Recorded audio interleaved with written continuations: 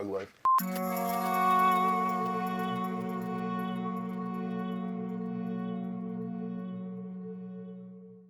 Hello everybody, welcome to Queer Peer Reviews. Here review media's good, bad, and ugly. I'm your host Bruce, and once again I have my co-host Justin.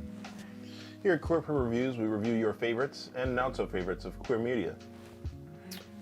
And today on Queer Media, we're reviewing a Amazon original and a former YouTube indie pilot, HAZBIN Hotel. Now, I'll be honest, I was a bit excited for this one because, you know, if you follow a lot of animated videos on YouTube, you know that this was one of the most popular pilots that premiered there, along with other indie shows.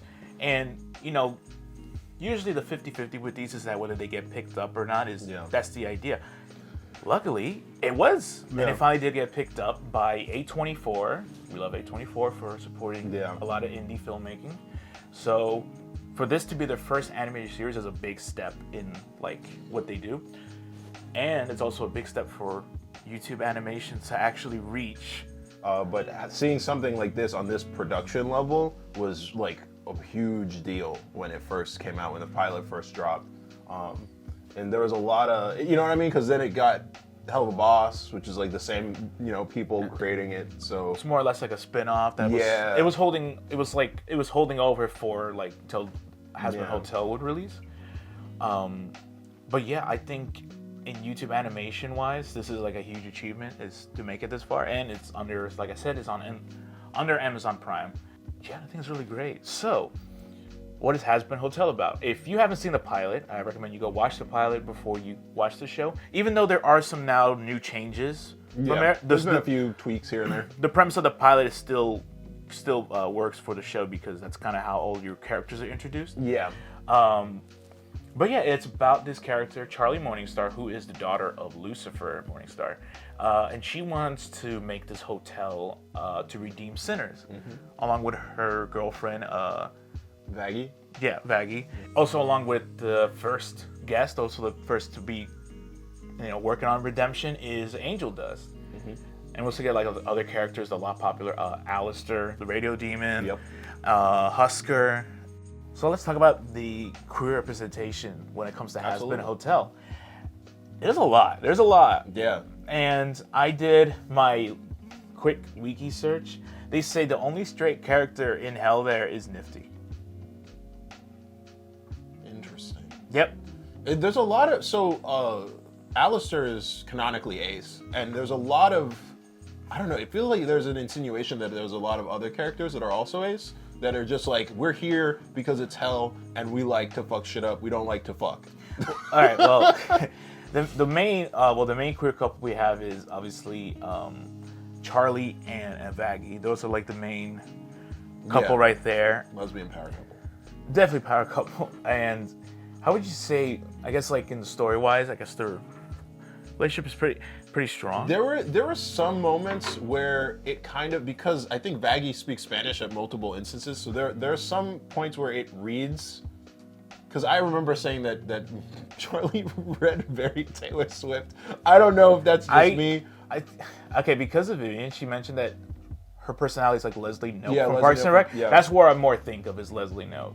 There's definitely, it just occasionally would read as a white savior complex, kind of she's trying really she's trying to save everyone, and she's trying, literally Husker calls her out on it. Husker calls her out as just some girl with daddy issues trying to fix people, and to be fair, Vaggie entertains it. But I will say this, there are moments where it feels like Charlie kind of forces Vaggie to do things because Charlie just wants to do something, and Vaggie is honor bound to protect her and other things like that. So there are some moments where I feel especially remember when she went to heaven, Vaggie was clearly distressed and didn't want to go, and Charlie's just we need to do this, we're going.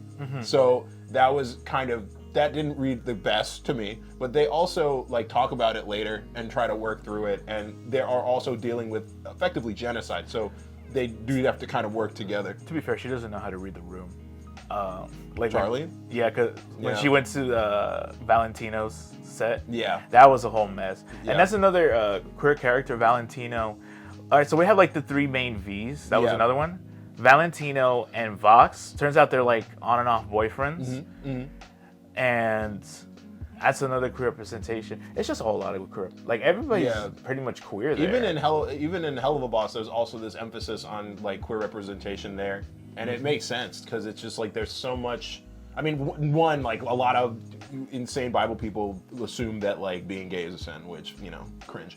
But the other thing too is that it's so normalized there because of how much, like, you know, you die, right? So what reason do you have to be afraid of dying again or, you know, double death? So it's just like Extermination Day.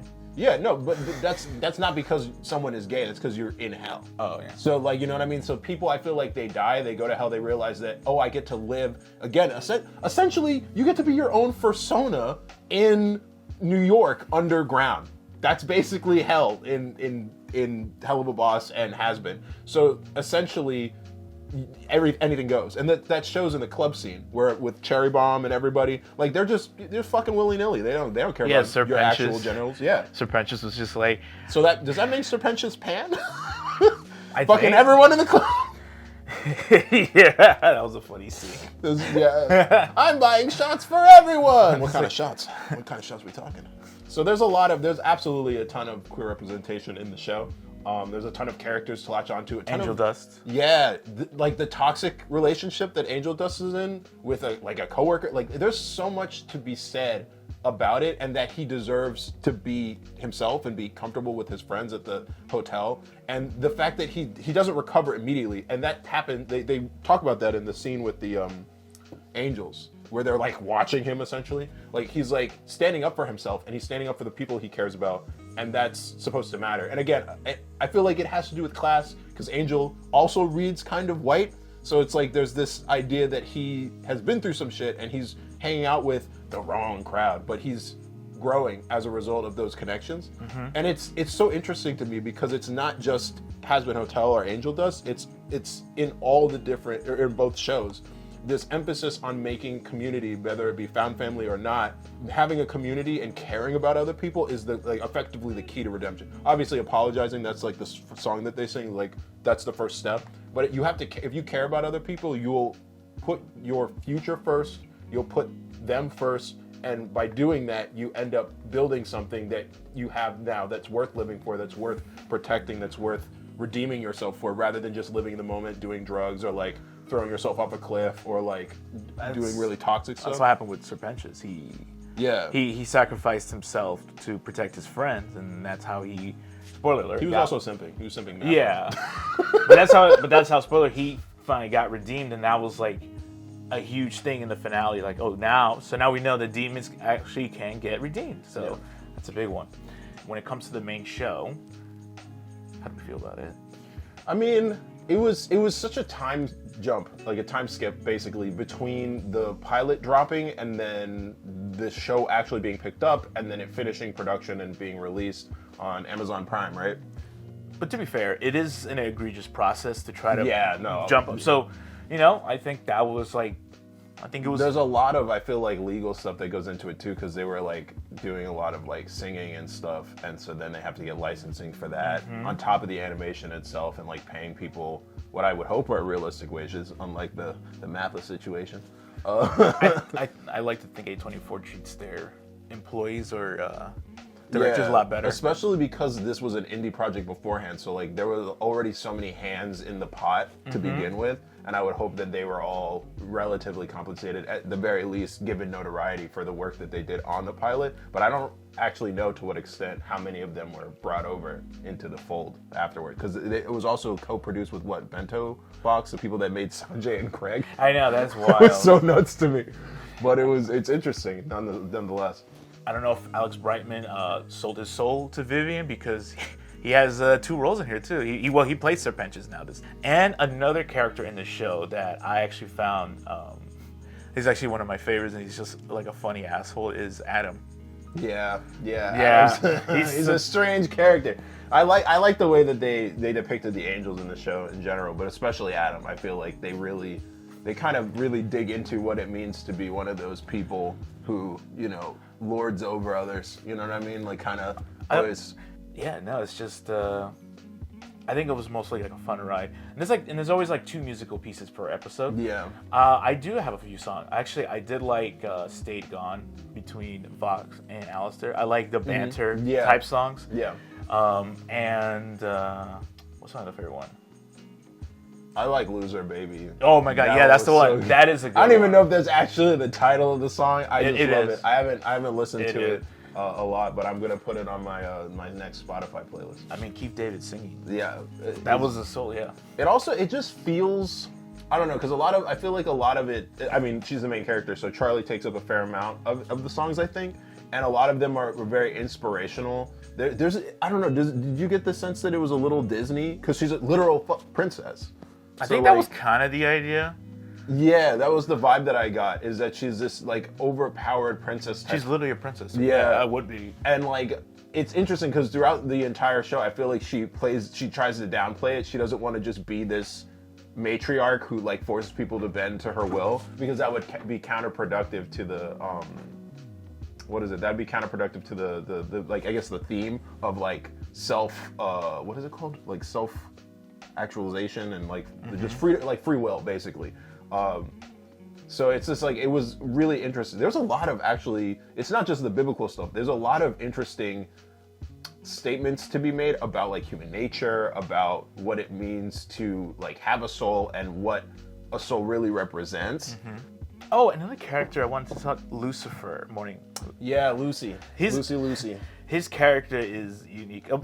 So, you know, we know all adaptations of Lucifer, the devil, dark, mysterious, you know, and that was like he's always like a dark, mysterious, or like an evil character, and the show sort of built up like he was doing something devious, and then it just realized he's just a depressed divorced dad. It's so there's a lot of talk on the internet about Vivzie Medrano's writing style and the stories that she has a habit of telling.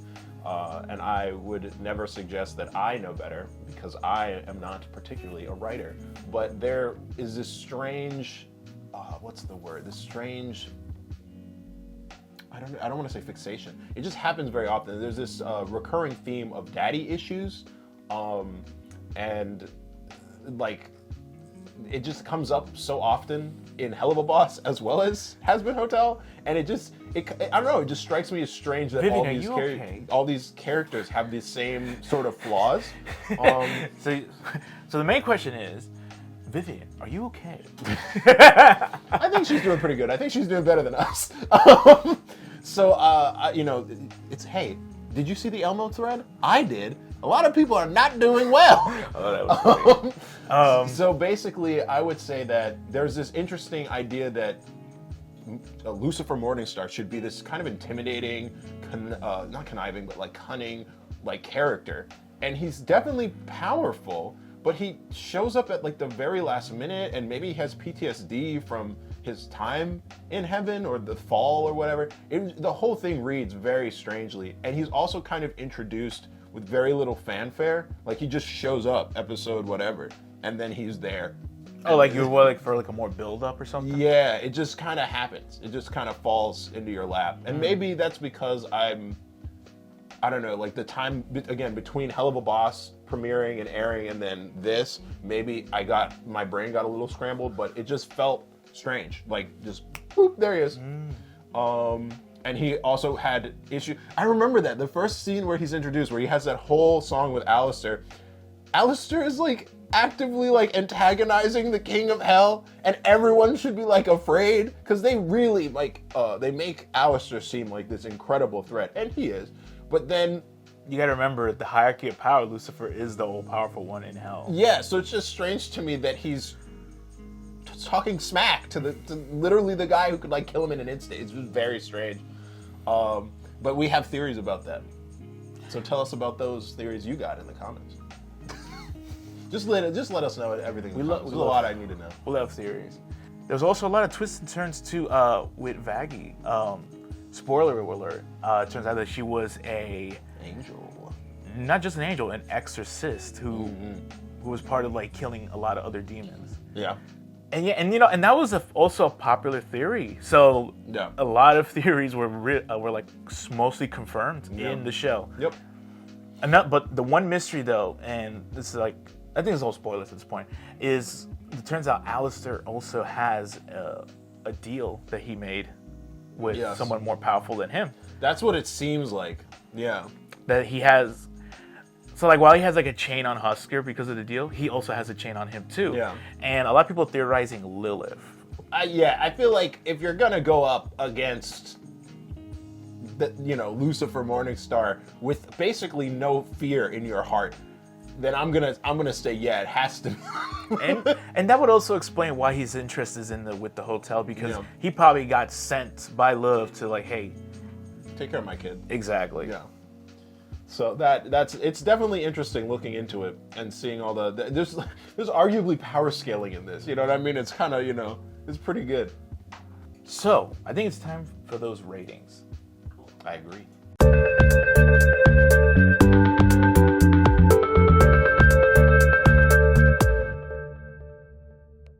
All right, now it's time we start those ratings. First up is representation. So for crew representation, I give it a 9.5. Really? I feel like there's a lot. It's like a lot of trauma related. Literally, only one person there is straight. Apparently, I'm just saying there's a lot of trauma representation, not a lot of like healthy representation. It's there. I'm not saying it's not there. I'm just saying it's not the healthiest, and that's sometimes important too. Okay. Because there's a lot of and that's the other. Would you say that it's campy? Would you say that some of it is campy a little bit? There's like a little bit of like cheesy. No, like the TV novella where the woman like is screaming and she just pushes everyone down the stairs or whatever. It kind of gives me that vibe because everyone's just like so shitty to each other. I mean, it's hell, I guess, but it's just like it's just weird to me because it's like what's his name, Ozzy and Osmodeus and Fizzarali are like in love, and it's because they have power, and so it's like this weird idea that like you need power to be happy and comfortable in your life, which I don't know. It just it rubs me the weirdest way. Because then you have Moxie and Millie who are just in love, and they're also at risk of being murdered at any time because they're pretty low on the totem pole. Well, I'm going on the high number because the amount of queer people in. You're saying 8 isn't a high number? I'm just curious. It's a little lower. It's above half. All right, yeah, fine.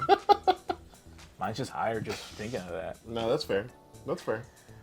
But yeah, and ultimately though, there is a lot of like queer people involved, and especially ace representation for Alistair. Yeah, actually, now that I think about it, the production team is probably hella gay, which is dope.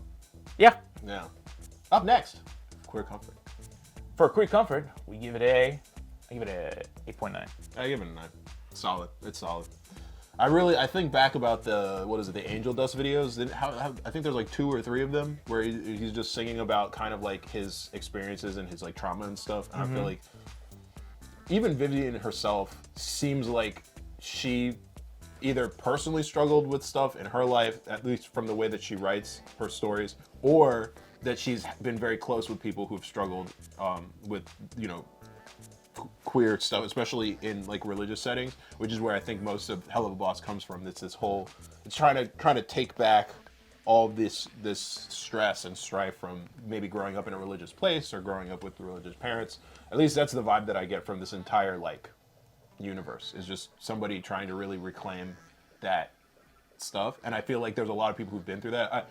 Maybe I'm only speaking from an American point of view, but I genuinely think that this is going to be very comforting to a lot of people in a way that like I can barely imagine. But I'm happy to see it. Also, there's this emphasis on support, especially in HAZBIN, that I feel like is kind of there in Hell of a Boss, but I think it's even more on display in HAZBIN since the whole like point of the show is effectively like redemption and arguably therapy. Like there's this is incredible emphasis on like relying on other people to help you, but also being honest with yourself even when you maybe don't want to be. And I feel like that's like a big part of what makes it so comfortable to watch, even though there's like some really fucking heavy subject matter, but it's hell, so it would make sense for it to be heavy. And I think also it's time to, stop sugarcoating stuff and, actually talk about the serious mental health crises, the weird religious shit going on. Like, I feel like this show really speaks to a lot of ills in society right now, which makes sense. It's kind of like, like Dante's Divine Comedy in that sort of way. All right, next up is writing. And for writing, I think we give it I give it 8. I gave it a 7 for the 7 circles of hell, and then a 6 for Lucifer. So 7.6. There were a lot of curse words. I think we should have there should be like a word counter for how many. There's definitely someone on YouTube who has put up a counter for every time there is a swear word in Hell of a Boss and HAZBIN Hotel, and watch that video. Just watch it. Adam, every time he speaks it's like he's cursing every sentence. Which is insane to me because he's supposed to be an angel. Yeah, that's like so weird. Well, he plays off like a jock. Maybe. Yeah, he just comes off as like a turbo dick, just like some guy who like shouldn't be where he is. Even though technically he's the oldest human soul in existence, so it's very strange. But story-wise, though, I think it was pretty good. I liked some of the character development that builds. So, oddly enough, with Serpentious, which I thought was gonna be like comedic-wise character, and then I feel like he reads very comedic. He does things, and even the things he does. I remember. Oh no, I can't say that. I don't know if I can say that. Say what? You know what I'm gonna say. But I don't know what you're gonna say. Yeah, you do. Actually, anyway, I think that I think that Alistair kind of holds up most of the story because Lucifer doesn't really do very much until like the very end, and I guess that's supposed to be like him lamenting about humanity and about the triumph of free will and all that stuff, but it just comes out of kind of nowhere, and then Alistair's made to be a bigger threat and be more serious, and I would have preferred that there was more than one strawberry pimp flavored straight man. I wish that there was like more, I don't know, there's like more, like just more people who are like, I guess Husker kind of does that, and then Alistair literally shuts him down, and so he just spends most of the episode just drinking and being quiet. Nifty's like a manic character. Angel Dust is kind of up and down of being a silly character, being serious. Vaggie is, I guess, mostly serious, but she doesn't really do very much unless she's told to do it by Charlie. And then Charlie's like a whimsical princess. So it's like, it's a very, I don't know. I would have liked to see more, like almost like longer. It almost giving me Legend of Korra vibes, where it's like, I wish that they had spent more time fleshing things out. I think episode 6. I think that was like really good writing there because of the whole and the musical number at the end. The trial. Yeah, there's the one line I remember where the young seraphim M and Charlie sing in unison the same line. I'm like, oh, so that's the moral of this entire song. Cool. That was nice. I mean, hey, it makes it easy. It makes it easy to digest. But yeah, I think you're right. I think the most appealing is Alistair because he has more of a mystery than any of the other characters. Yeah, they seem like they care the most about him because they tiptoe around him, rather than everybody else is kind of like what you see is what you get. Alistair's the only one. Well, Vivian says Alistair is her favorite character, so there's a little bit of like tilting towards. There's a pinch of favoritism I smell, a whiff, if you will. I mean, as a character creator, I do have some favoritism on mine, so I would. Wouldn't you? I would assume that you would make your main character the favorite, but I don't get that. I don't get that vibe from Charlie at all. Next up, originality. And now for originality, we give it I give it a 7.8. I give it a 7.6. So, the concept of heaven is actually like horrible people and heaven is and hell is like kind of better. Joe. Yeah, Good Omens. I mean. Yeah, there's a lot of people that have done it. We talked about the Divine Comedy, Good Omens. There was a meme I saw that's like with Squidward. He's like, and how's the writing? He's like, well, heaven is bad and hell is actually more reasonable. It's like, daring, aren't we? Feeling adventurous, are we? Huh? So it's a concept that's like not new. It reads very real life. But it is what it is. And so I think that kind of bleeds into my rating. And lastly is overall. And now for the overall rating. I give it 8.6. 8.6! Yeah! That's very interesting. Yeah, I think it's a solid contender. There's a lot of good stuff, and it's also something that you can feel the authenticity. Like you can feel the homegrown. It's like, you know what I mean? It's like going to like a nice local pizzeria versus going to like the biggest pizzeria place around and just eating whatever average pizza they have over there. Like this feels like a little bit more niche, and just it's this weird intersection for me of like a Disney film with Charlie being the princess of hell, and then this very, you know, underground indie, oh, they say the F word like thing. Like it's very, I don't know. There's nothing particularly exactly like it, and I think it does so many things new, but it does those things really outside of the story. It's just like the production, it's the, you know, the YouTube, you know, pilot roots. Like there's a lot of interesting things going on, but it's unfortunate because those things don't have to do with the show itself, or not in the show. It's the personality surrounding it, it's the energy surrounding it, it's the fandom, all of those things kind of, I don't know, those are the things that are most interesting to me. Not to say that the show isn't interesting, it's just, to me personally, I feel like the show, I wouldn't say it's one of the greats. I would definitely say it's incredible. And it's a work of passion.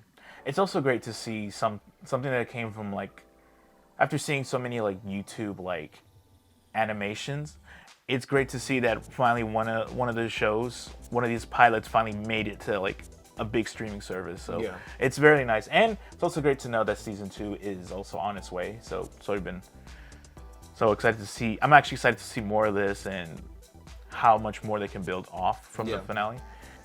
All right, now that we finished our ratings, it's time for the total. Jamie, hit us with that gay shit. All right, so HAZBIN Hotel has a total of 83.6, which is a B. All right, a B. So, you know, I think it's there. Writing wise, for characters, I do want to see a bit more improvement to it for season 2. So, but nevertheless, I am excited for season 2 and what more awaits from the show. When the bar is in hell, there's only one place to go, and it's up. I've got a solid recommendation for you here. We have an entire album, really, called Floater by Ella Martini, and it's pretty phenomenal. It just came out, and we'd really, really love to hear your thoughts about it. So go give it a listen. And we're definitely not held hostage by her girlfriend, Jamie. My other recommendation is actually BoJack Horseman. It's kind of old, but it's incredibly, like, poignant. And I think that there's a lot to be said about that show and what it did for animation as well. I think there's a lot of good stuff. Even now, so many years later, I still think that it's actually a pretty good, solid show. And please don't forget to check out our Baldur's Gate 3 episode where we discussed and reviewed all those queer themes in there. Thank you for watching this video. If you enjoyed it, please hit the subscribe button down below, along with our other links to the Trevor Project and so more, and our social medias as well. And give us a follow so you can know when we post other new videos. And also, don't forget to recommend us anything else that we need to watch or do a list of.